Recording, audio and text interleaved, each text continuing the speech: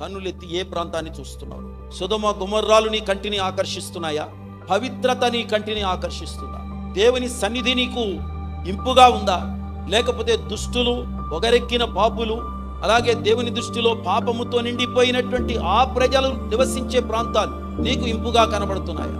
నువ్వు అనుకోవచ్చు, వాళ్ళు ఎలాంటి వాళ్ళైతే మనకెందుకండి, మన పని మనం చేసుకుపోతామండి అని. లేదు, ఆ ప్రభావం నీ మీద పడుతుంది, ఆ ప్రభావం నీ కుటుంబం మీద పడుతుంది, ఆ ప్రభావం నీ వ్యక్తిగత జీవితం మీద పడుతుంది. అందుకే ఎప్పుడూ కూడా మీ ఇష్టానుసారంగా పచ్చదనాన్ని ఆశ్రయించి ఎక్కడికో వెళ్ళి బ్రతుకుతానని అనుకోకండి. దూరపు కొండలు నునుపు, అక్కడికి వెళ్ళి బతుకుతా, ఇక్కడికి వెళ్ళి బతుకుతా, అక్కడేదో సాధిస్తా, ఇక్కడేదో సాధిస్తా అంటే జీవితాన్ని పోగొట్టుకున్న తర్వాత నువ్వు ఏమి సాధిస్తే మాత్రం ప్రయోజనం ఏంటి? అక్కడికి వెళ్ళి అపవిత్రుడు అయిపోయిన తర్వాత ఏమి సాధిస్తే ప్రయోజనం ఏంటి? అక్కడికి వెళ్ళి దేవుని పోగొట్టుకున్న తర్వాత నువ్వు ఏమి సాధిస్తే ప్రయోజనం ఏంటి? నువ్వు లోకమంతా సంపాదించుకుంటావేమో, దేవుని రాజ్యాన్ని పోగొట్టుకుంటే రేపు నరకంలో యుగ యుగాలు మాడాల్సి వస్తుంది.